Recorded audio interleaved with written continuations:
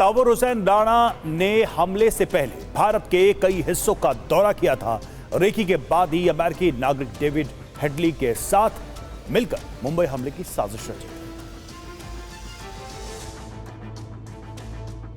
इस भयानक मंजर की टीस अब भी मुंबई करों के सीने में रह रहकर उठती है। अमेरिका से प्रत्यर्पण के बाद भारत लाए जाने के बाद एनआईए उससे पूछताछ कर रही है। बताया जाता है कि 2008 में हुए 26/11 का ये हमला सुनियोजित तरीके से किया गया था। हमले में मारे गए 166 लोगों में अमेरिकी, ब्रिटिश और इजरायली नागरिक भी शामिल थे। आधिकारिक सूत्रों के मुताबिक पूछताछ में हमलों से पहले राणा के उत्तर और दक्षिण भारत के कुछ हिस्सों की यात्राओं के बारे में महत्वपूर्ण सुराग मिलेंगे। राणा ने 13 नवम्बर से 21 नवम्बर 2008 के बीच अपनी पत्नी सम्राज राणा अख्तर के साथ उत्तर प्रदेश के हापुड़ और आगरा के अलावा दिल्ली, कोच्चि, अहमदाबाद और मुंबई का दौरा किया था। संभव है कि राणा की इन यात्राओं के पीछे देश भर में अन्य स्थानों को भी निशाना बनाने की बड़ी साजिश रही हो। भारत प्रत्यर्पण से पहले अमेरिका में लॉस एंजलिस के मेट्रोपॉलिटन डिटेंशन सेंटर में रखे गए राणा को पाकिस्तानी अमेरिकी आतंकवादी डेविड कोलमैन हेडली का करीबी सहयोगी माना जाता है, जो मुंबई हमले के मुख्य साजिशकर्ताओं में से एक है। सूत्रों के अनुसार जांच के दौरान हमले में आतंकवादी संगठन लश्कर-ए-तैयबा और हरकत उल जिहादी इस्लामी हुजी के वरिष्ठ कमांडर हाफिज मोहम्मद सईद, जकीर रहमान लखवी, साजिद माजिद उर्फ वासी, इलियास कश्मीरी और अब्दुल रहमान हाशिम सैयद उर्फ मेजर अब्दुल रहमान उर्फ पाशा की भूमिका सामने आई थी। सूत्रों ने कहा कि इन आरोपियों ने पाकिस्तान की खुफिया एजेंसी आईएसआई के अधिकारियों मेजर इकबाल उर्फ मेजर अली और मेजर समीर अली उर्फ मेजर समीर के साथ सांठगांठ में काम किया। सूत्रों ने बताया कि राणा लगातार मेजर इकबाल के संपर्क में था। हमलों के दौरान पकड़े गए एकमात्र जीवित आतंकवादी अजमल आमिर कसाब को नवंबर 2012 में पुणे की यरवदा जेल में फांसी की सजा दी गई थी।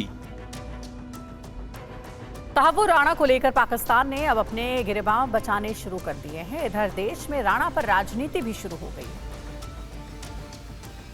अगर उसको कोई भी सजा होती है तो कानूनी व्यवस्था के अंतर्गत हो, उसको पूरा अपना अपील करने का अधिकार हो, लेकिन हम कोई कैंगारू कोर्ट नहीं जाना चाहते कि वो आ गया तो उसको गोली मार दो।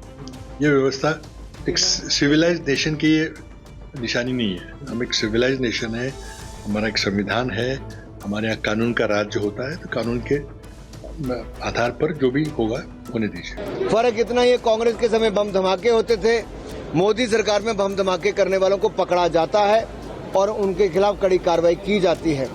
कांग्रेस हाथ पे हाथ धर के बैठी थी, हमने हाथ लंबे करके विदेशों से उनको खींच कर लाए।